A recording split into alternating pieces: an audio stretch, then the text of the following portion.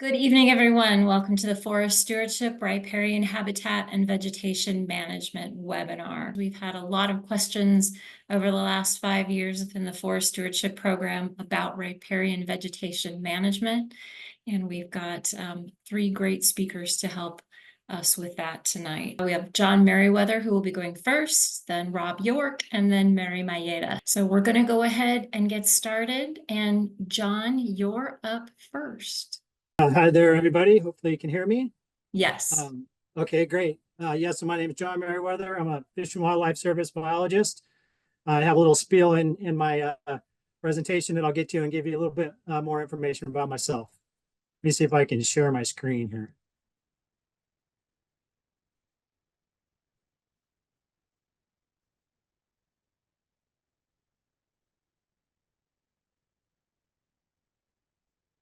That working? Yes, it is. Okay, great. So I'll go ahead and get started. So hello, everybody, and thank you for the opportunity to speak at the Forest Stewardship Riparian Habitat Workshop. I appreciate everybody being here tonight. And technical difficulties here. Let's see if we get this going. All right, so please step into my office. So there's a couple of California condors there. They're in the cage getting ready to get worked up for their annual health checkup. And then this is a picture of one of our project sites in Lake Isabella. And they have rare Mariposa lilies up there. And then this is some of our team that's getting ready to go out and check it out. And this is an alkali wetland where the Mariposa lilies are. And alkali wetlands are high in salt concentration. And I think that's a real beautiful picture. This particular wetland is at the Hot Springs Valley Wetland Preserve, and it recently has supported some tricolor blackbirds. So again, my name is John Meriweather, and I'm a U.S. Fish and Wildlife Service biologist. I'm stationed at the Kern National Wildlife Refuge, and I'm a Partners for Fish and Wildlife Program coordinator. I've been there for 8 years. However, I've been in the business for about 37 years, and I went to Humboldt State University and the University of Washington, and I'm just real happy to be able to be out there restoring habitat for listed and threatened species. That's me there in front of our building, and the building's on the right, and that's my pot of gold at the end of the rainbow for species restoration. Okay, so my service area is the Tulare Basin and surrounding foothills, and Kern Refuge is at that star with the red and yellow, and so that's the Tulare Basin there. And this is actually a representation of conditions back in 1912 for developed land, urban and irrigated, and then natural communities. And the irrigated land is the green, and then around Fresno and Bakersfield, you can see there's a little bit of pink of urban, and then we have the natural communities. So the Partners for Fish and Wildlife Program, hang on.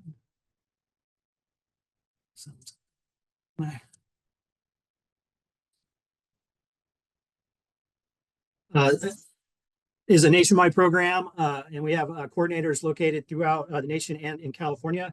We work with various landowners to restore habitat for federal trust species and provide grant funding and technical assistance to restore habitat on private lands. And the PFW program has coordinators located in Auburn, Sacramento, Stone Lakes, San Luis, and Kern National Wildlife Refuge, where I'm at. Their map represents the Pacific Flyway ecoregion and the related focus areas that each one of the coordinators has. So my focus area is, like I said, the Tulare Basin, and that's at the southern end of that map. And you see the light blue is the Pacific Flyway, and then the darker blobs are our focus areas. We do work outside those areas, but those are our prime focus areas that are identified in our strategic planning. And this set of maps is from 1912, and then Excuse me, sorry, John, but all we see is the Partners for Fish and Wildlife programs. Oh yeah, I was having a little. Let me see. Okay, there's the map I was just talking about. There we go. Okay, and then here's where we're at. Some reason my having a little technical issue here, but we'll make this work. So this is the map that shows the 1912 versus the 2000 conditions in the Tulare Basin. And you can see the irrigated, which is the green, is really a lot more expanded, a lot more, been a lot more land conversion, also the urban areas. And then you can see the Tulare Lake is basically disappeared, and most of those wetlands have disappeared, and the riparian areas are a lot smaller. So kind of up, that's kind of what we're up against as far as restoration and riparian areas go. Is what we have left is pretty critical to try to hang on to and restore. And this map here shows the 2000 versus the 1850s conditions, which there was really no developed land at that point. And you can see the beautiful Tulare Lake is there, and wetlands surrounding it, a large riparian area, grasslands and saltbush, and valley oak. So,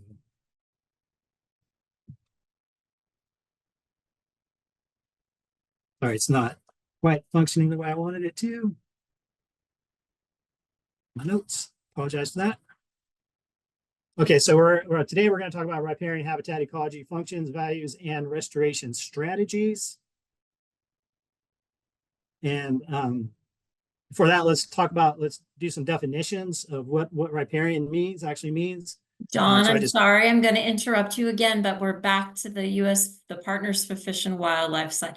And you might try turning off your camera. That might help. Okay.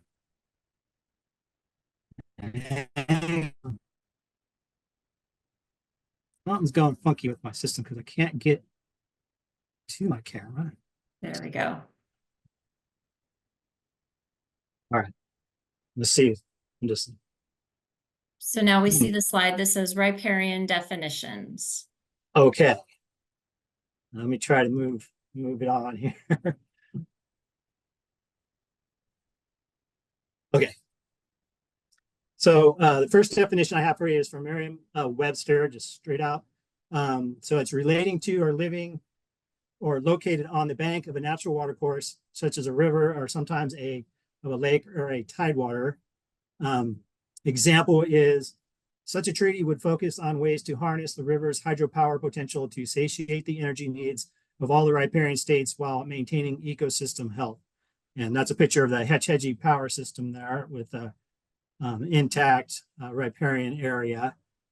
And a riparian state is a state that uses some form of riparian doctrine, which is a property law doctrine that deals with the relationship between a body of water and the land that borders it. Riparian states differ in how they have codified riparian use.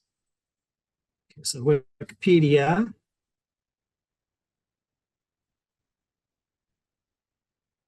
Riparian zone is a riparian area is the interface between land and a river or stream. In some regions, the terms riparian woodland, riparian forest, riparian buffer zone, riparian corridor, and riparian strip are used to characterize a riparian zone.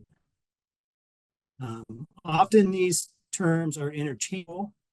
A riparian strip or riparian buffer might be a term used if you're talking about installing a housing development adjacent to a riparian area, whereas woodland or riparian forest might be used if you're describing bird habitat for a research project.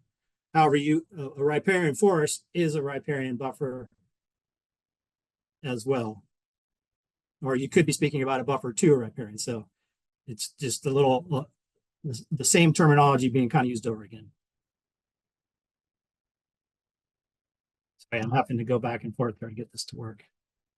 Okay, so the U.S. Fish and Wildlife Service definition: riparian areas are plant communities contiguous to and affected by surface and subsurface hydrologic features of perennial or intermittent lytic or linic water bodies. So rivers, streams, lakes, or drainage ways. Riparian areas are usually transitional between wetland and upland. Riparian areas have one or more or both of the following characteristics. One, distinctively different vegetative species than adjacent areas, or two, similar species to adjacent areas, but exhibiting more vigorous or robust growth forms.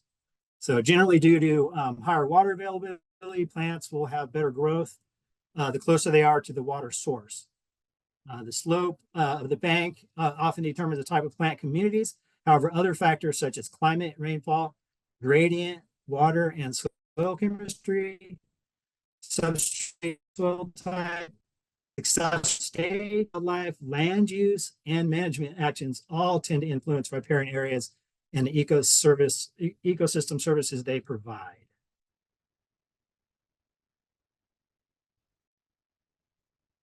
So this photo shows a small stream with more robust vegetation dominating the lower areas where regular flooding occurs. The large woody debris in the stream provides cover for aquatic species, encourages overbank flooding, and manages sediment recruitment during flood events. The fence on the left side provides opportunity to manage cattle grazing, needed to prevent overgrazing and overtrampling the riparian areas, and to manage annual grasses.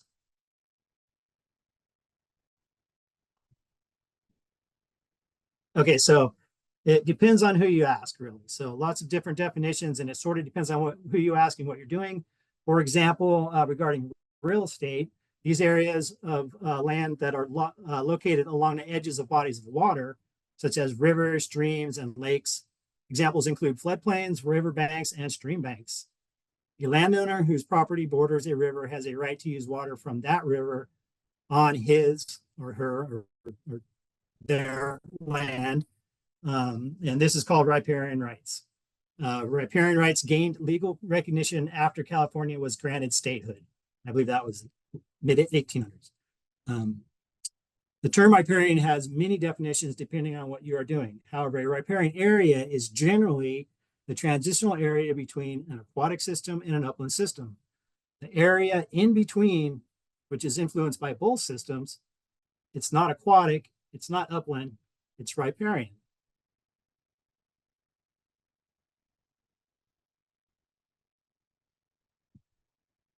Okay, so we'll talk about riparian habitat ecology. Real quick here. Some reason I don't have my timer going here, so I'm not. Let me know if I'm getting to 5 minutes or so, please. Well, we will.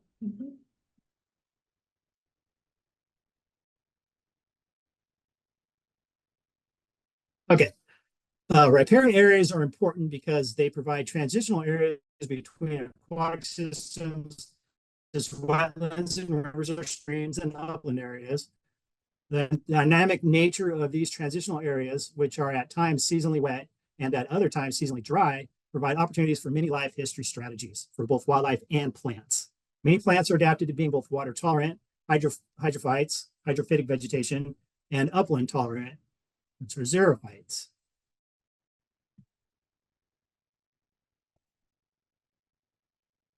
Plants that are more tolerant of both wet and dry are called mesophytes or mesophytic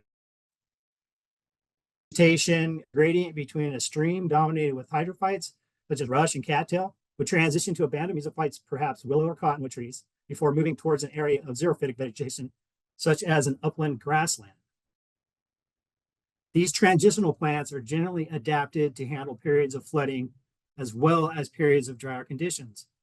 Plant species in the riparian areas are often characterized by the hydroperiod and are adapted to the regular hydrologic cycles of the river or the stream.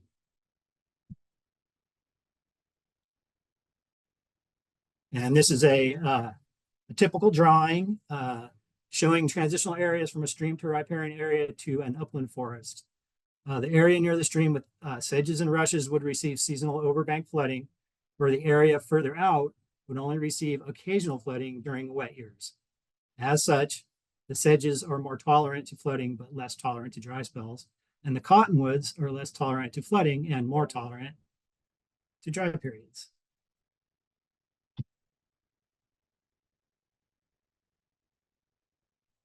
The increased diversity and robust nature of these plant communities, which are adapted to tolerate both wet conditions, such as periods of flooding, and drier periods during hot summer months, tend to provide a diversity of opportunities for many wildlife species. The position of the riparian area within the watershed often dictates how water and when water flows into a riparian system. For example, a system that receives water from snowmelt spring or early summer, where a system dependent on rainfall might receive water earlier in the season.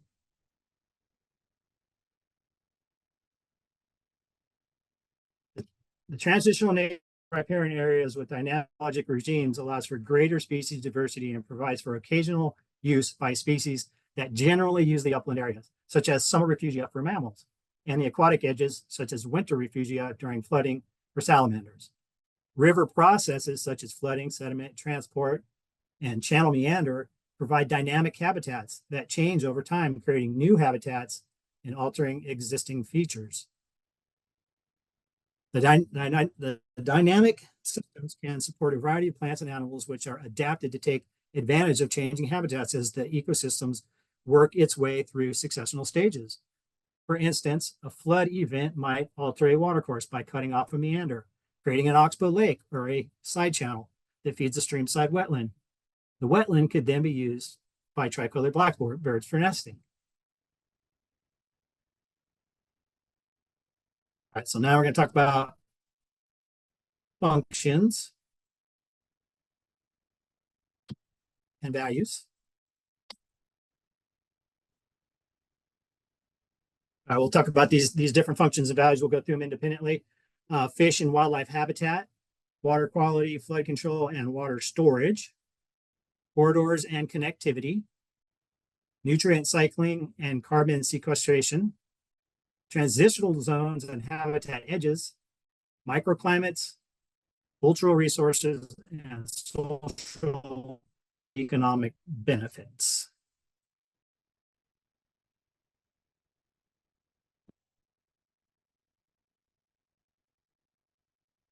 So let's start with fish and wildlife habitat.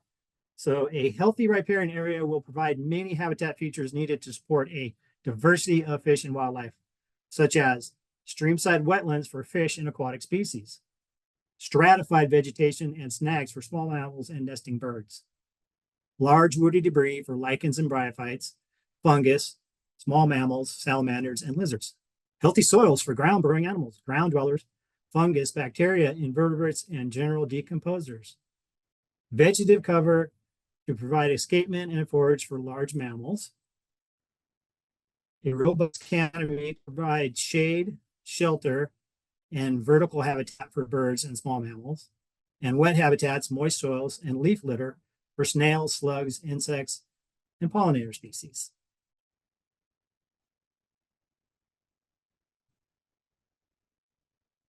So water quality, flood control, and water storage. So robust riparian areas slow down raindrops, reducing erosion. They capture sediment, retain moisture, and filter water to improve water quality. They capture and hold water during rain events and slow the release of water during reducing flood impacts and stream degradation. They store and filter water in wet soils and wetlands and release clean water into streams and back into the atmosphere through transpiration and evaporation. And they help transfer surface water to groundwater. So a healthy riparian area can be thought of as a giant sponge. When soils are allowed to become saturated rather than surface water flowing directly into the stream, the ecosystem services will increase. An old rotten log can hold a large amount of water for a long time following a rain event. The capacity for a riparian area to hold water is very important in a world where we have a lot of hard surfaces which prevent water from entering the soil and groundwater.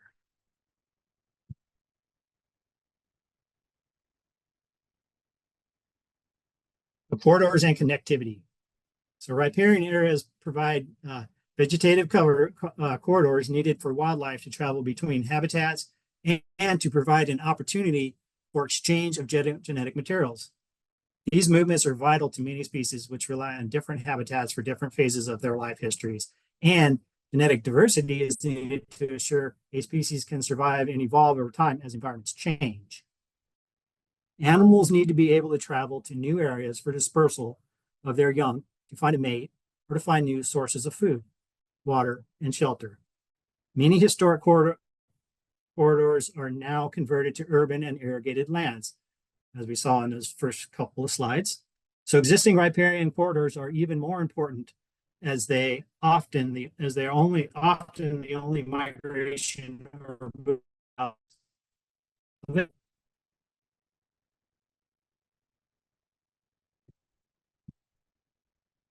So nutrient cycling and carbon sequestration. Due to the dynamic nature of riparian areas, these areas offer higher nutrient cycling, moving nutrients through the riparian ecosystem, influence productivity and consumption while providing a rich and resilient food web. The abundance of riparian vegetation and active soil biology work together to sequester carbon and create rich, fertile soils, abundant wildlife, and supports a cycle of both producers and decomposers. The energy flow within a riparian system is generally higher in robust riparian systems, where the aquatic, riparian, and upland components are ecologically well connected. If one of these components becomes disconnected, the system will lose its ability to transfer energy across the natural gradient. As such, degradation in one component will likely impact the other components as well. The sum of the intact, healthy system is greater than the sum of its parts.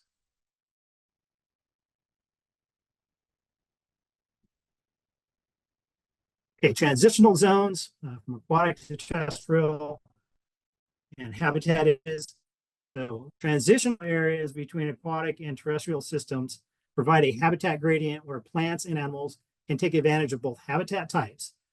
An example would be a salamander that deposits eggs in a pool, but also sometimes uses the terrestrial habitat to forage. The salamander might prefer a slow-moving side channel rather than a fast-moving stream. The animal uses the edges of both habitats. Many plants and animals are adapted to take advantage of edge habitats, where other animals require a thick forest or open grassland. The plants and animals along the edge habitats are interesting because they have unique adaptations which allow them to dominate the edge of both habitats.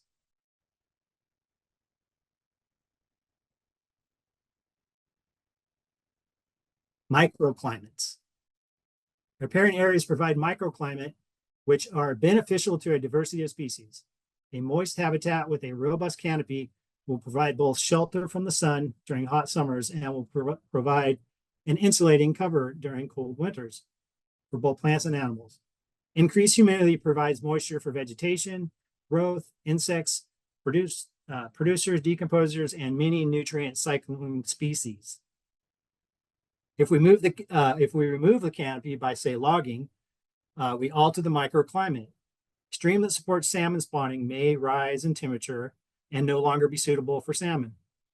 If you have ever been out hiking in an open area during the summer, then you will really notice how much cooler it is down by the creek. Small changes to a riparian microclimate can result in big changes to the ecosystem services which that riparian area provides.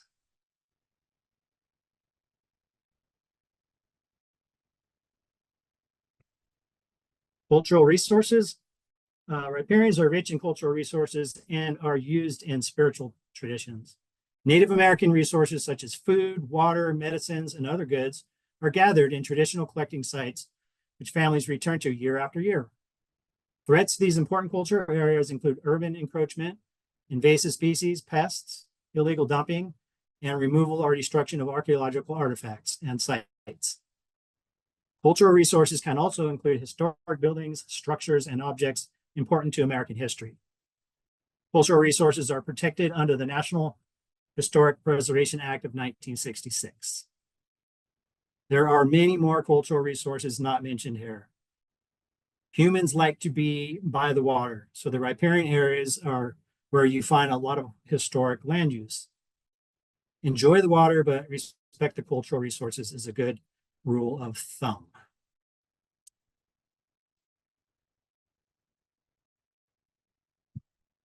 social and economic benefits, health and relaxation, perhaps hiking, exploring, and unwinding. Flood control was a big one, prevent downstream flooding and erosion. Recreation, so hunting, fishing, wildlife viewing, photography, and many more. Educational opportunities, learning about ecosystem services and climate change, perhaps. Water quality, healthy fisheries and clean drinking water. Wildlife production, deer and elk, waterfowl, fish, mushrooms, and other gathered products, all generate revenue through permits, and you sell these products and use these products. Carbon sequestration slows the climate change, the mass associated with that. Intrinsic value, riparian areas have values independent of human uses. They are unique and beautiful, and they're just part of who we are. This is just a short list of many socioeconomic benefits which riparian areas provide.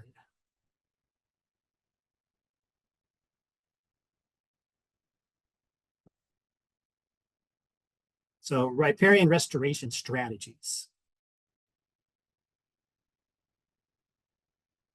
We'll talk about these: exclusion fencing and grazing management, active restoration, passive restoration, hydrologic restoration and floodplain connectivity, and beavers and habitat connectivity and beaver dam analogs.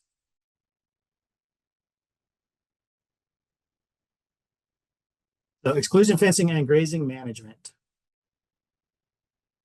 is a proactive method to manage active annual non-native grasses and vegetation. Wildlife-friendly fencing allows deer and larger animals to pass through, while cattle are excluded from riparian areas. Cattle are led into the riparian areas to flash graze for a few days. Water is pumped to troughs placed outside the riparian area.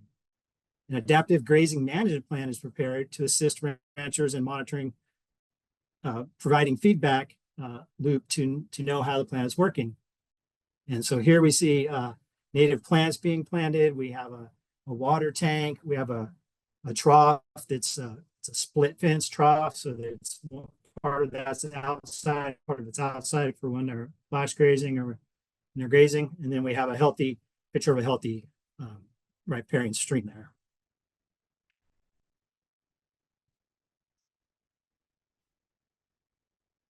So active restoration.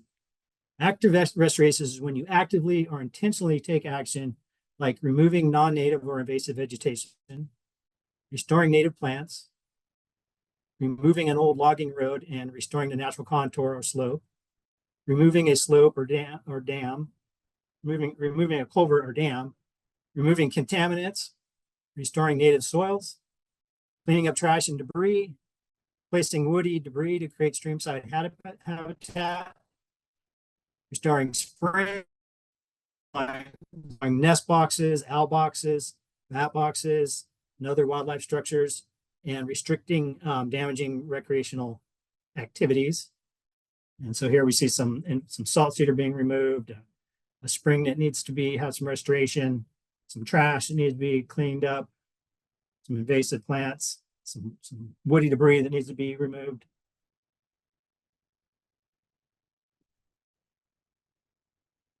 So passive restoration is when you stop doing actions that are causing the ecosystem to degrade.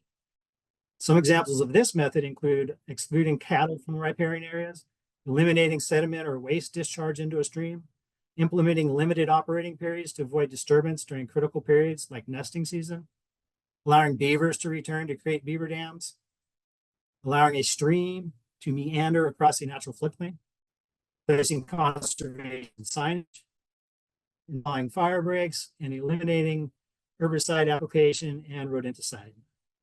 And that's me there working with one of the operators to restore or to install a wetland pond.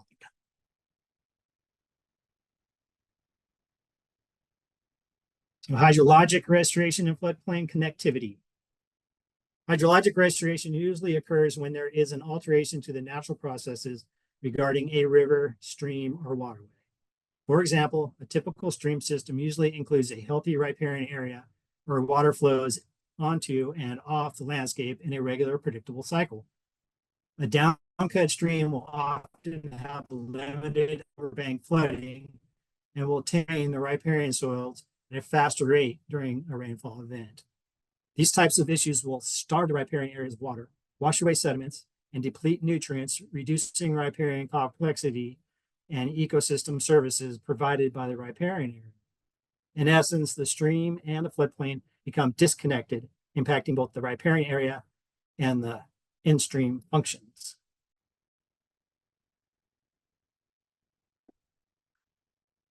So some common restoration actions taken to reconnect the stream with its floodplain include replanting degraded riparian areas, recontouring slopes and banks, adding woody debris and rock to the stream or banks, adding structures to the stream, which will improve process-based restoration, controlling above stream flows, reducing riparian substrate impacts such as logging or compaction caused by vehicles or cattle,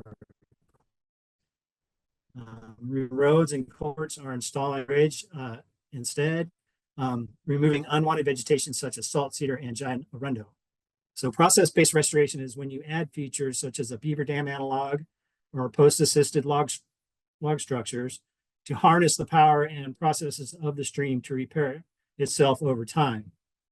These BDA and PAL structures can be a form of low-tech restoration using mostly wood, rock, and materials that are often already on site. Salt cedar and giant reedgrass are invasive species that displace native vegetation, and they hog a lot of water.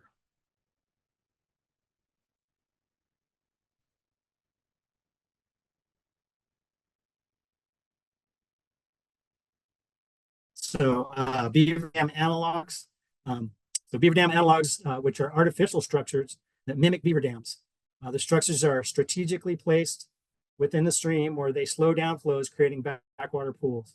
The resulting overbank flooding spreads water out into the riparian areas, mimicking natural riverine processes, thus reconnecting the aquatic system with the adjacent riparian or floodplain.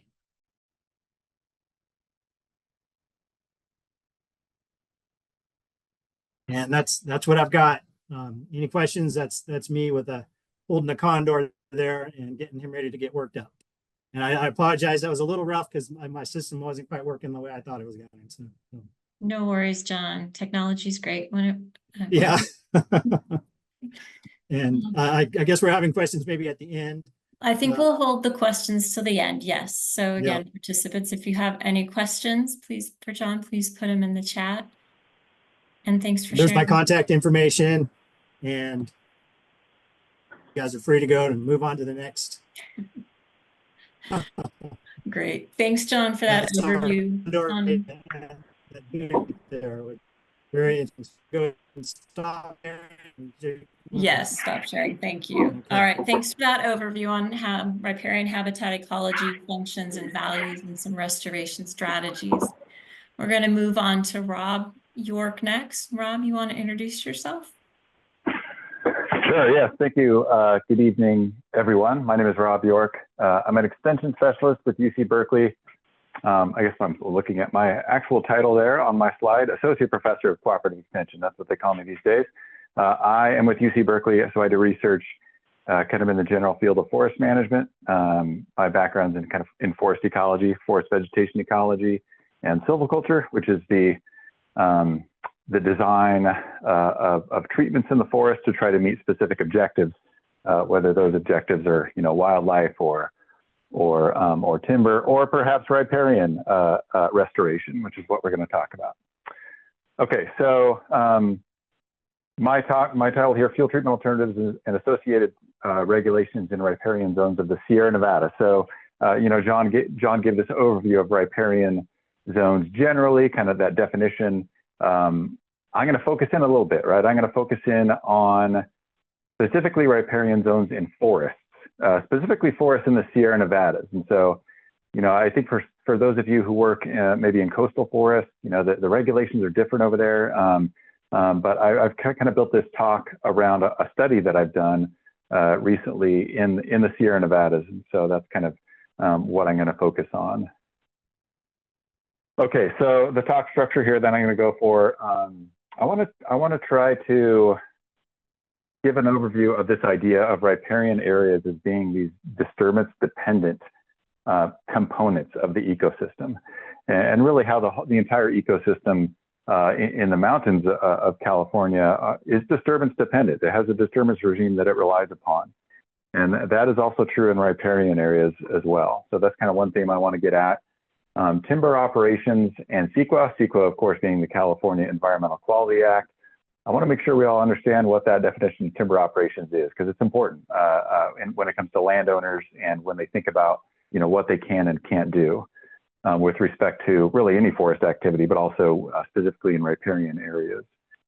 I'm going to talk about this riparian treatment study that I referenced earlier, a recent study that I've done, and then BMPs, best management practices versus regulations. I'm going to leave a lot of that for Mary to talk about. She's the better person to talk about BMPs, but I did want to kind of contrast these two ways of thinking about regulations, or ways of thinking about how, thinking about what we should or should not do. There's a difference between BMPs and regulations that I want to get to. And then future regulations, kind of where we are right now regarding operations in riparian areas. Okay, so John, I liked his definition of riparian. It was just very, very in depth, right? Like, and we have to have that, those kind of detailed definitions. I want to kind of propose that you just think about what a riparian area is to you, right? Just think of a forest, and you're hiking in a forest, maybe it's on a trail, right? And then there's a bridge, a footbridge, and it goes across the stream, right? We all know that the vegetation changes when we get to that stream and we cross that bridge, and it's a wonderful thing, right? Like when I'm hiking, I can't wait to get to those spots because, as John said, the microclimate changes, the vegetation changes. It's this special place, and images like this on the slide, these idyllic images, are what tends to come to mind, I think, for the general public. For those of you who are foresters, professional foresters, and I saw a few that are on this call. I wasn't sure if it was going to be more landowners or professionals or what, but I did see some RPFs out there. So what RPFs like myself and Mary, we're licensed foresters. What we think about when it comes to riparian forests is we think about this table. It's like the most boring. It's the most boring contrast to that picture, right? It's this table that's in the forest practice regulations. And it's so hard to understand this dang table. Like it's one of those things, like when you're studying for the exam that you have to pass to become a licensed forester. Like it's so difficult to understand all the complexities around all the rules and regulations with riparian zones. And so, but this is what we have to think about because like the regulations around watercourses are a big deal. And if as a forester, if we conflict with those regulations, it can be a big deal, right? In terms of our license and things like that. So, that table is kind of part of this entire notion of California being what it is. And California is notorious for being a command and control state when it comes to natural resource management. My friend Mike De La Salle recently said that California has the most strict regulations when it comes to forestry in the universe, not just the world, but in the universe. I guess he figured on Mars, if they have regulations, and even on Mars, they don't have as strict as regulations as we have on Earth. But it is true. It's generally thought of as true. The level of oversight that we have in terms of forest practices is very high, and it tends to increase especially if those forest practices involve making money, especially if we want to make money fast, or if we get government funding, and that's what Mary's gonna talk about with her session. So that idea of a command and control and that the strict regulations regarding that table that I just talked about, those are relevant for timber operations. And this is why I want to make sure that we define this term timber operations. It's in the forest practice rules. And so this definition, that is, timber operations is the cutting or removal of timber or other solid wood forest products from timberlands for commercial purposes. The thing I want to point out here is that timber operations occur when the landowner is doing an operation for a commercial purpose, if they're making money, right? So if you're cutting trees down and you're selling those trees to a sawmill, that's a commercial operation. Or if you are selling it to your buddy down the street, if you're making money, then it's a commercial operation. So CEQA applies, right? California Environmental Quality Act and the Forest Practice Regulations, they apply to landowners when they're making money off an operation. If they're not making money, if they're just managing their vegetation, they're free to do so without having to worry about the Forest Practice Regulations. That's true in the upslope areas. It's true in the riparian areas as well. You know, that graphic that John showed of the forest and the kind of gradient that we have from the upslope area down to the edge of the watercourse. Landowners have the freedom to manage vegetation how they want to without the Forest Practice Regulations. And that's true until we have a commercial operation. So I wanted to make sure we understood that. So non-commercial operations, there's all kinds of things that you can do, right? And these are just some of the just kind of bragging about the different stuff that I've done on my own forest land that I have. All of these things, all these other things as well. You get to kind of feel this kind of empowerment, right? You feel like He-Man and that you can do anything you want. And it is empowering. There is this freedom to do. I think landowners should appreciate that. You know, there's this freedom to do what you want on your land when it comes to managing your vegetation. Okay. But the reality is, like, if we want to, like I said, if we want to make money, or if there's a program that provides public funding, then oftentimes forest practice regulations do apply. And to kind of profile where we're at with forest practice regulations around riparian zones, I'd argue that we do have a hands-off approach. So this is the idea of passive restoration that John just talked about, where the idea is that if we just don't do anything, right? If we just don't mess with it, then that's the best strategy for protection. That's kind of the idea that I kind of interpret when it comes to passive restoration. And that's the kind of framework, the conceptual framework that we're applying to riparian zones right now. It's interesting when you look at the definition of the watercourse and lake protection zone in the forest practice rules. It says, you know, what watercourses are: a strip of land with water, blah blah blah, where additional practices may be required for protection of the quality and beneficial uses of water. And one of the reasons I started thinking about doing a study with riparian treatments is this definition. I was thinking, well, like, additional practices, what is that actually? To me, literally, that means like doing something extra to protect a resource that's out there. And it doesn't mean a hands-off approach. It doesn't mean doing anything, right? It suggests this idea of active restoration that John was talking about instead of passive restoration.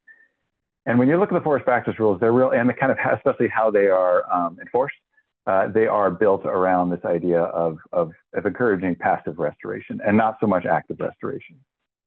And this is kind of problematic when you think about it. And when you think about the basic forest ecology that exists and the disturbance regime that exists across the forested landscape in upslope areas and in riparian zones as well. There's lots of studies out here that support this idea that fire history was active in riparian zones. So before fire suppression started over 100 years ago, in other words, when we had an intact fire regime where lightning strike fires were allowed to burn and where indigenous people stewarded the landscape with fire, fire was common, right? We've all heard about this recently in the news. Like, fire, there's a very important thing called good fire, right? Forests in the Sierra Nevadas are adapted to fire, and they need fire. And what we found through these studies, like the one that Kip Vandewater did in 2011, this is really the best study, that's why I'm highlighting it here, is that fire, we've learned that the fire return interval, so like this idea of fires being very frequent and low intensity, that occurred in riparian zones as well. And to me, this was counterintuitive at first, because I was thinking, oh, they're wet areas, so they don't burn. But the reality is that they did burn, and they burned with about as much frequency as upslope areas. So, and the seasonality was similar as well. So that's important, right? When it comes to this idea that we should protect areas and not have them disturbed from anything, whether it be fire or anything else. Because if they don't have that disturbance, as part of their process, right, their ecological processes, then they can fall out of whack and they can become ecologically unsustainable. Okay, so I'll stand by that. Riparian zones burned with high fire frequency, just like upslope areas did as well. What we also see from reconstruction studies of trying to understand what the forest structure looked like under that active fire regime of high frequency and low severity, we also find through inference of data and kind of the pattern of density and how it changed across the landscape, we also find that regardless of how wet an area is, it had a history of low density, right? Wet areas in forest can support more stocking, as we call it. They can support more trees, but the fires, that frequent fire regime kept that stocking from reaching anywhere near a maximum level. That was true in dry areas, and it was true in wet areas as well. Okay, so what I'm trying to do here is kind of build this background, this case that the riparian areas are indeed disturbance dependent, and we need to think about like the role that disturbance needs to play, especially fire, right? The role that fire disturbances need to play when it comes to riparian zones. So despite that evidence that we've actually known about for quite a while, we protect riparian zones from disturbance. We take a passive approach. When we do a forest operation, typically anyway, we hang flags around riparian zones, we establish buffers, and we stay out of them. That's what the forest practice regulations on their face tell us what to do. The problem with this is that, we have this, and we've seen this across the landscape, an outcome can be that we kind of protect these areas to death and it becomes counterproductive. And that picture on the right is an example where I saw this just like very obviously from a personal experience. This is from the King Fire from 2014. That was just uphill of me, of where I live and where I work. And that blue line there is a water course, right? So after the fire, this is just an overhead image after a high severity fire that burned across this water course. We saw zero mortality right there in the water course. No treatments had been done because that's the status quo, is to do nothing. Upslope of these areas, treatments had been done, and we can see some trees, at least some trees surviving in the King Fire, which was a very high severity fire, because treatments had been done. And so like we see that treatments are effective when it comes to reducing fire severity, but we have this kind of framework that's historical that keeps us from doing treatments in riparian zones. Okay, so what I set out to do then was to set up an experiment where we actually did we did treatments in riparian zones as if the forest practice regulations that said to keep out of riparian zones with the heavy equipment. What we did is we got permission to actually use heavy equipment in riparian zones and do what you're going to hear me describe as legitimate fuel treatments and stand density reduction treatments in riparian zones, including with heavy equipment. So you might be thinking to yourself, well, I've been talking about this idea of just staying away from riparian zones. Some operations are allowed. To be clear here, what I'm talking about is the current kind of framework that we have for keeping heavy equipment out of riparian zones. We do allow, the forest practice regulations do allow the removal of some timber if we want to during a timber operation. And it's done with directional felling, right? So this idea that you can cut a tree down with a chainsaw if that tree is big enough and can fall where the top reaches outside of that buffer zone, then it could be carried away with heavy equipment. So that is allowed to a certain degree anyway. The problem with that is that can often be worse than doing nothing at all. Because what I just described is a process of just cutting individual trees down, often the bigger trees. And as we know from lots of studies now, that's not an effective surface fuel treatment. That's not a treatment that is likely going to reduce fire hazard. And in fact, it can increase fire hazard. if we just cut individual trees down without paying any attention to the surface fuels or the ladder fuels. Okay, so if that's the case, the question then is why don't we just do fuel treatments that aren't associated with timber operations at all, right? Why don't we just treat the surface fuels and ladder fuels? And that's fine. I'm all on board with doing that. The problem that we have across the landscape in terms of the landowners that are out there is that most of them anyway is that it's too expensive to be sustainable. You're talking about doing an operation that doesn't have revenue, so you have to pay for it somehow. And Mary's going to talk about this in terms of the support that some people, financial support that landowners can get. But what I'm saying here is that, in terms of long-term sustainability, if there's a way that we can do a timber operation and have it be effective in terms of fuel treatment, then maybe we should consider that. Okay. Just doing a time check here. When it comes to, I guess another kind of related question here is why not just do fuel treatments? Or the same question, why not just do fuel treatments not associated with timber operations? Another reason is that we can't come close to restoring the structural or the forest structure that was here under an intact fire regime unless we get into thinning some pretty big trees. These are just some graphs that demonstrate the difference in overall tree density and forest density that occur now across the landscape versus what occurred 100 years ago. And what I'm just saying here is that we know that the tree density was much lower under an intact fire regime compared to what it is now.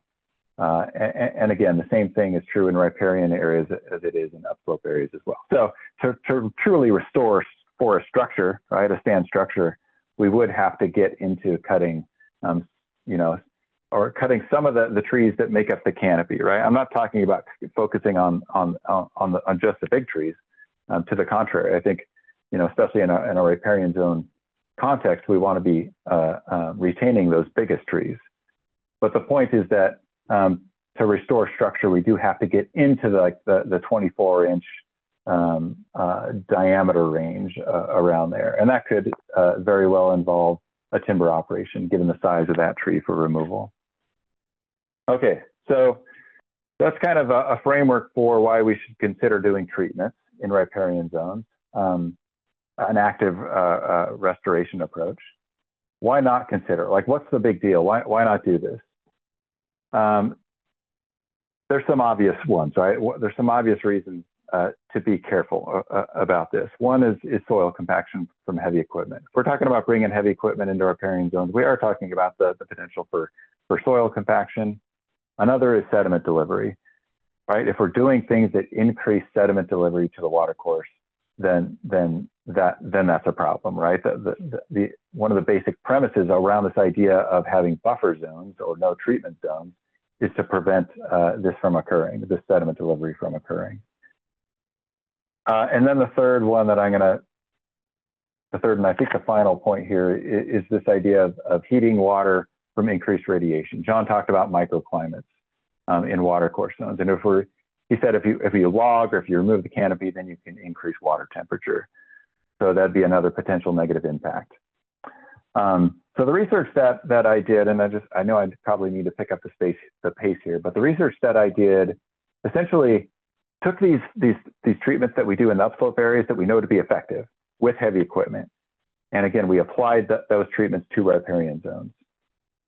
The basic suite of treatments here, first we have an experimental control, right, where we did nothing. The second was to apply the status quo. That's used the current forest practice regulations and what you can and can't do. And we just applied that, and we did what we could in riparian zones, given the regulations. So this involved directional felling, like I was talking about. No heavy equipment, but we did get some value out of the riparian zones from directionally felling individual trees. So that means following that table that I was talking about, the table that's in the forest practice regulations. really quickly here, that table, like it has the regulations here, and you can come back and look at these if you want to. Basically, the regulations are you got to stay away, from riparian zones within a certain buffer distance at 75 to 150 feet with fish-bearing streams, 50 to 100 feet with non-fish-bearing streams. There's also some regulations around the level of canopy retention that we need to have. So you can't just directionally fell all the trees. You do have to retain 50% of the overstory, as well as 50% of the understory. Okay. So these measures, it's the status quo, but arguably the status quo precludes timber operations from being effective in terms of reducing fire severity. So the next treatment that I'm going to talk about thinks about how treatments can actually be altered to become effective. And so what we did is we brought in heavy equipment, but we also tried to make sure that the treatment was effective. So effective in reducing fire severity, restorative in terms of influencing structure and composition, and then sustainable in terms of economic operability as well. We just followed what we see in the research and the science regarding the basic principles for reducing fire severity. We applied those basic principles in the riparian zones. Okay, this is just an image on what it looked like. This idea of a legitimate fuel treatment. This picture is during the burning phase, but before this, the pile burns that you see here, this stand was thinned from below with heavy equipment going into this area. And then after that commercial operation, we did this fuel treatment. We cut ladder fuels, piled those by hand, and then we burned those. Sometimes we got the piles to broadcast. You can see the broadcasting happening here in the middle of the picture. Okay, some short results here now. So with respect to soil compaction, what we found is that, obviously having heavy equipment in an area, it does increase soil compaction. That's a big machine, right? That's a big old rubber tired skidder. It's going to cause some soil compaction. What we find is that when we apply the standard practice of just practicing in the summer, that's a pretty good mitigation that we tend to rely on when it comes to minimizing soil compaction. And the level of soil compaction that we find, and this is true for upslope areas and riparian areas as well, is that we don't find compaction levels coming close to the threshold levels that we know are needed to result in a loss of productivity. Right, so you get so much compaction that roots can't penetrate through the soil. That's a loss of productivity. And what we find through this study and other studies as well that are even longer term than what I did is that we don't come close to that. We don't come close to that threshold. Certain areas like skid trails or landings, we can come close to that threshold, but generally speaking, we tend not to. The exception is with high clay content soils. Those can be susceptible to productivity loss through soil compaction from heavy equipment. Okay, in terms of increasing water temperature from doing these treatments, we didn't find any difference in the amount of radiation that was reaching the water course between the status quo treatment and then the legit fuel treatment, where we did a thin from below and then that ladder and surface fuel treatment as well. Even the most aggressive treatment that we had out there, which actually involved some removal of some bigger trees as well in canopy gaps, even that didn't result in an increase in light availability or radiation input that would have resulted in what we think of as significant increases in water temperature. And so you might be thinking, how could this possibly be? And the answer is just because large trees block a lot of light disproportionately. And what we did with these treatments is we didn't take out large trees, right? We took out the smaller trees that were available. And so when we do that, when we do a thin from below, even though we're disturbing the canopy a little bit, we tend not to increase radiation input into the water course. Okay, sediment transport corridor. I talked about the importance of limiting sediment delivery to water courses. When we were careful about bringing heavy equipment into riparian zones, we just didn't find any evidence of it. I mean, there was one, actually, I take that back. There was one sediment transport corridor that we found, and this is over 6 miles of treating riparian zones. And that did originate from a burn scar from a pile. But the point is that we just didn't find very much evidence of it, especially compared to other parts of forest management activity like roads and, water course crossings. It's certainly, if anything, it's minor compared to those things. Okay. Treatment effect on yield. This is timber yield. So allowing heavy equipment into the riparian zones, it did increase yield by quite a bit. So the status quo, that idea of just selecting individual trees with chainsaws, that yielded 1.4 thousand board feet per acre. Heavy equipment increased it by a lot. So the timber that came off of these treatments was much greater when we allowed heavy equipment. But the really important point here is that the yield was greater from just removing more small trees. It wasn't from targeting big trees for removal. It's just the fact that we had heavy equipment in there, like this feller buncher, to more effectively remove more small trees that were still commercially, merchantable in terms of their size, but not the biggest trees that were available. Rob, Okay. real quick Yeah. question. What is the general slope of these riparian areas? Was it relatively flat, or the steepness? Yeah. I mean, it covered a range, right? And so that's kind of one of the, they were operable, right? So it wasn't like we were bringing this feller buncher that you see in this picture on 50% slopes, right? So they were operable, generally speaking, in terms of operability that we tend to think of, which, people think of like 30% slopes, 40% slopes as being kind of around, a limit for heavy equipment operation. So it was on that scale.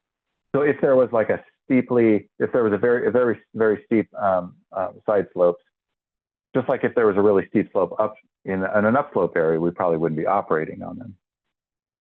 So yeah, not completely flat, but also not super steep as well. And this is important as well. And this is key for me in terms of wanting to, this idea that we can manage riparian zones to reduce fire hazard, because to me, a big component of reducing fire hazard across the landscape is just to do more prescribed fires. And it did, like this bringing heavy equipment and reducing canopy and removing ladder fuels. These are so key to improving the burnability of areas, including especially in riparian zones, because riparian zones tend to be very difficult to burn if we don't do a treatment ahead of time, because the canopy density tends to be so high and the understory density tends to be super high as well. And so when we remove that mid-story and reduce the canopy even just a little bit, it goes a really long way towards increasing the burnability. And that was true for the pile burning that we did, and then the broadcast burning as well. Okay, and I'm almost done here. Bringing this back, so what does this all mean for forest practice regulations? I said that the forest practice regulations in California are very strict. I was arguing essentially that they're even counterproductive when it comes to the desire to restore riparian zones and to protect them from high severity fires. And so has this resulted in any change? Has the research resulted in any change? Has this kind of realization that the regulations might not be effectively, kind of supporting good management in riparian zones? Has it changed anything? It hasn't. It hasn't in some ways. So if you look in the actual rules, there hasn't been any changes that have occurred to the actual rules recently when it comes to the kind of activity that we can do in riparian zones. But there has been a change in the way that in the allowance for professional foresters to propose alternatives to the rules.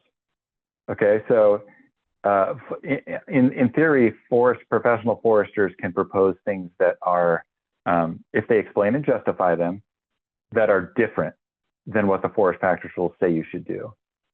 And this was a letter that was sent out to all practicing foresters in 2020, telling the RPF community that there's this realization that it might be beneficial to have heavy equipment in riparian zones, and that if foresters propose this activity occurring, and they do all the things that I've been talking about, like, you know, thin from below and do fuel treatments and stuff like that, then the guidance that is being given out there is that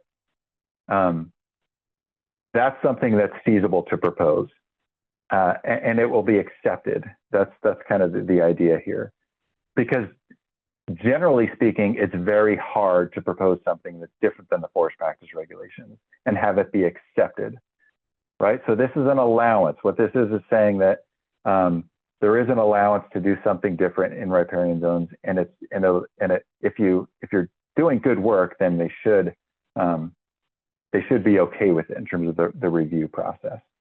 And Rob, there's this 50-page. Sorry, Yeah, real quick. yeah. So, and that would be using standard equipment that's available to most operators. You're not talking about bringing in, having to use some sort of exotic piece of equipment that not everybody might have, right? That's right. That's right. Yeah, it's not. Yeah, that's correct. Yeah. Yeah. You know, with a good plan that does,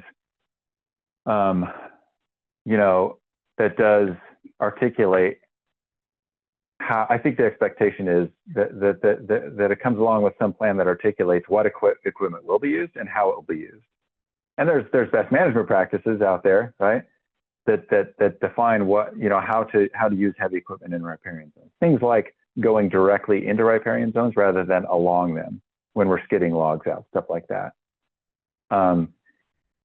The details of this and what the framework for, you know, what could be allowed in terms of departing from the forest practice rules and having heavy equipment. The framework is articulated in this 50-page publication that the Board of Forestry put out in 2019. And it has several best management practices that are listed. It had a lot of the research that I've been talking about here. The forest practice regulations, they are being considered for changes, like permanent changes when it comes to like retention levels and heavy equipment and stuff like that. And again, those changes haven't occurred, but in the meantime, I guess, there is this allowance where foresters can propose alternatives if they're explained and justified.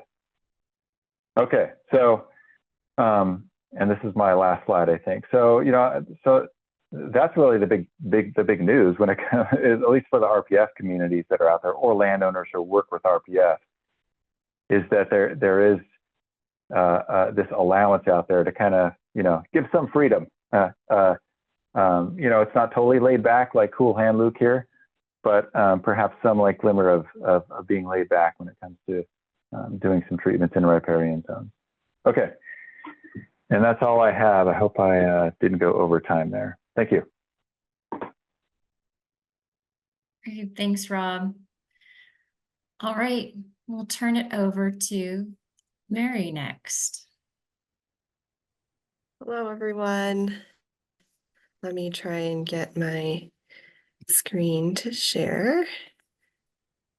But while I'm doing that, I'll introduce myself. My name is Mayeda. I am a forester, an RPF, and I work for the Natural Resources Conservation Service. I'm an area forester, so I run around pretty much all of Northern California. So maybe our paths will cross at some point.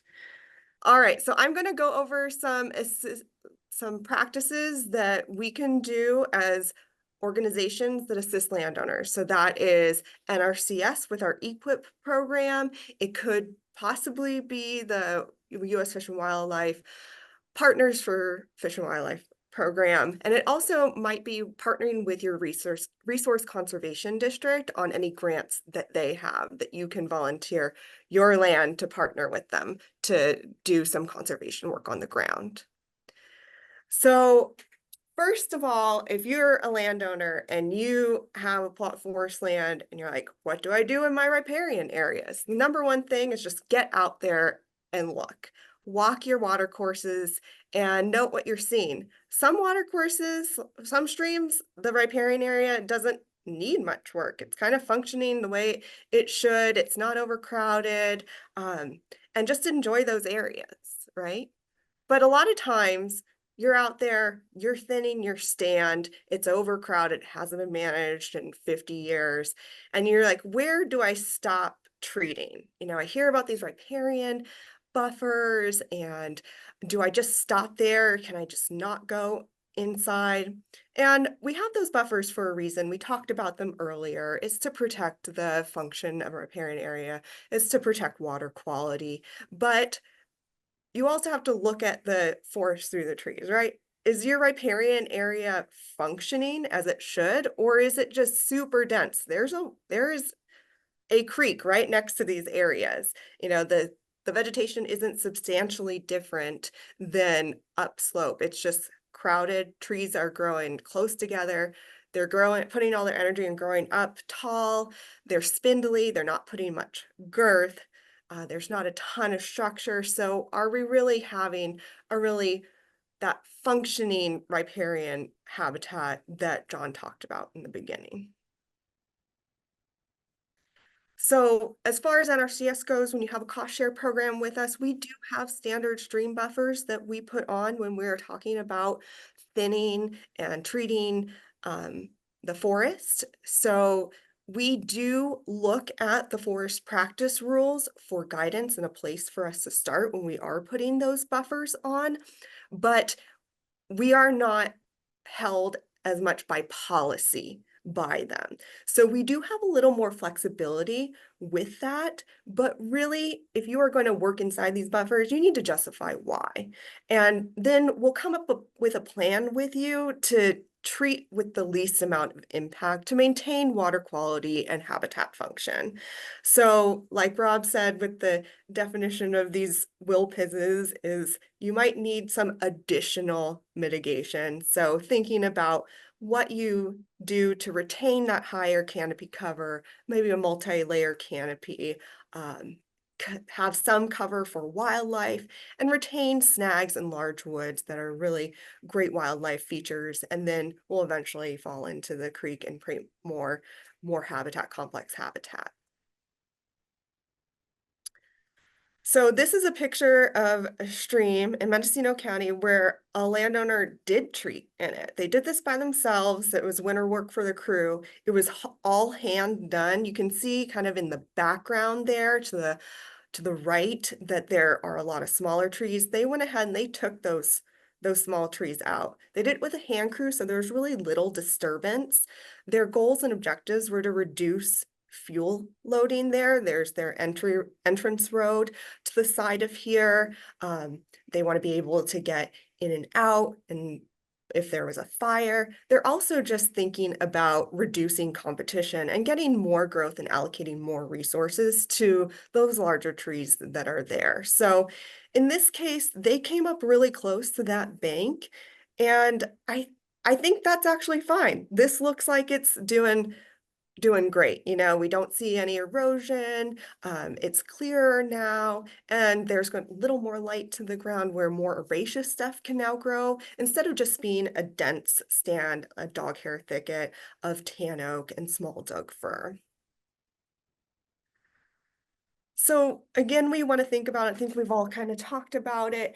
If you do put on these no-touch buffers, what happens with that no action alternative? So in these areas, what will happen? You have all these young conifers coming in to this along streams. And if we don't do anything there, what's going to happen? They're going to grow bigger. They're going to get tangled in the canopy of the hardwoods that are there. They're going to crowd things out. You're not going to get as diverse understory because there's not going to be as much light.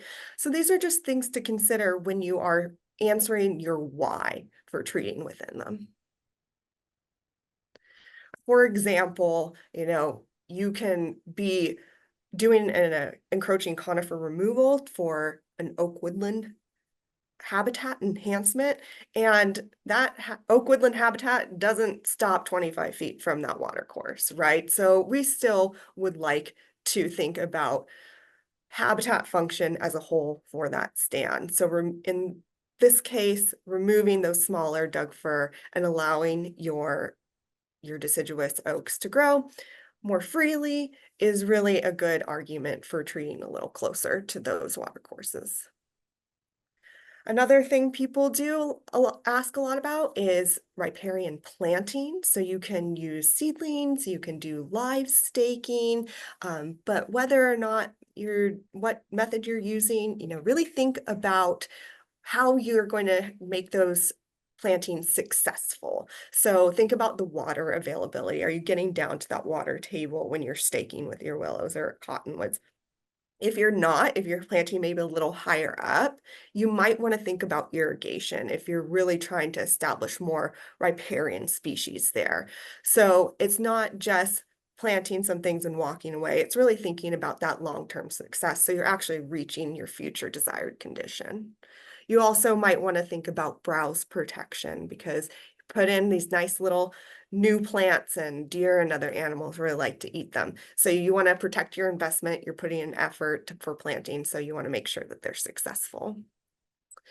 John talked about fencing. This is a before on the left. You can see how degraded that watercourse is. Riparian fencing was put in to exclude livestock and really allowed this riparian area to recover. And this is a practice that in NRCS we do a lot with range clients. Thinking about invasive species removal. So we have arundo on the left, black bear on the right. But when you do remove these species, you need to think again into the future about your potential disturbance.